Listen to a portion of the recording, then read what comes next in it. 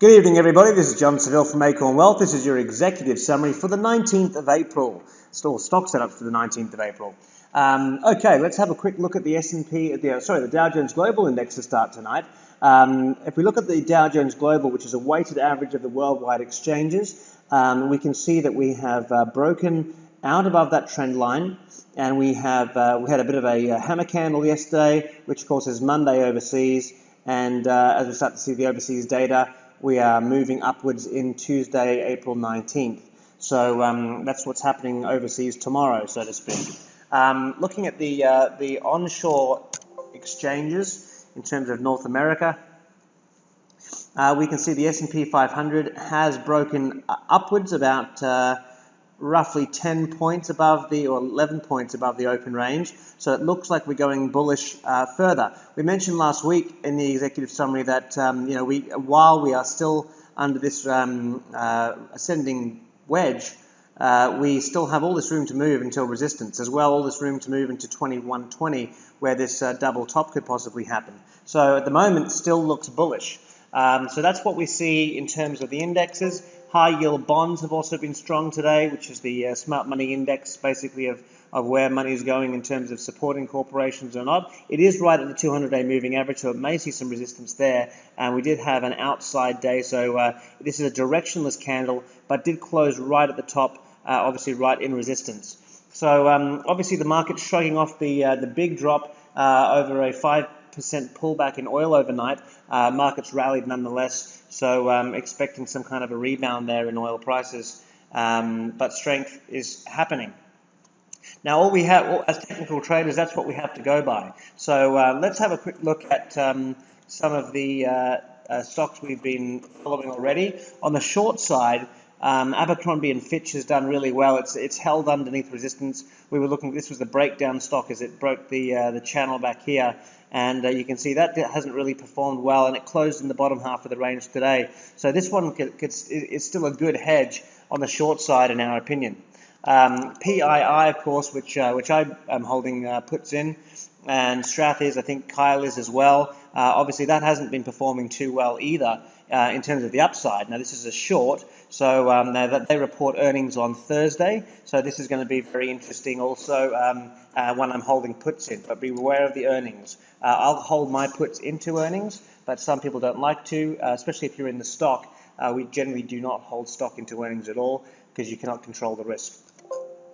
ZUMZ, which I also hold puts in, I believe Kyle hold puts in also. This is also holding well under resistance on the short side also. So happy to see this one when it comes up on the screen. But you can see it's just testing that resistance there. So another couple of days we'll keep evaluating that.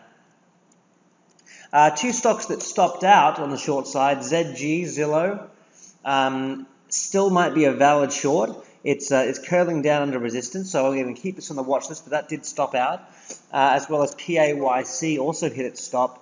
But I do have I do like the way this is set up from a scan perspective. It has a lot of the key ingredients and is still kind of underneath that resistance. So we'll wait and see and wait for this to turn back down. I have a feeling this will be another one on our short list soon. Okay, in terms of looking at some of the longs, HLHL, obviously this was a long that we'd looked at. If it broke through $3, it's shot up. It's now up to $3.35. Of course, we were looking at the January $3.50 calls on this one. They're up from around 35 cents to about 50 cents last time I looked at those today. And so that's moving great. And if you're in the stock, obviously that's up about 10% as well, just over 10%. VVUS also doing really well. Of course, it hit the first target, and I reviewed this last week, saying, look, it looks like it's flagging, and so could continue to move strongly. Up 4.65% today on good volume, 691,000. Yes, on Friday, 1.05 million today. So strong performer. That looks like it's going to retest this 185 and hopefully break up to that 211 secondary target. And okay, now, and one last one, CEQP. It's a slow mover, but worth mentioning. Slow and steady wins the race. It keeps on pushing up. It's going to have to get across this moving average though, so it's at that test point, but already up very nicely to 12.16, and of course the 14.33 target is where we're looking for if it's able to break through. Now, given the long break on open range, I've got 3 potential longs here, 2 being with a little bit better options than the third in terms of optionability. The first one is ARLZ. Now, I've had this on my watch list for a while and was looking at it today, and it looks like it's going through a cup and handle. So it had this nice big rally from 350 up into resistance here around 440. It's pulled back and now making a second try. Let's have a look at the Twigs money flow to have a look at the smart money. We can see divergence there, so we made a higher high on a lower price. So we've got divergence in the money flow. And in terms of the pattern, we have, you guessed it, a fallen angel / bump and run formation. So this means that this should rally up to reach this level at least, and then where this really should get to is this secondary trend line. So on ARLZ, I looked at an entry criteria of 397 or below.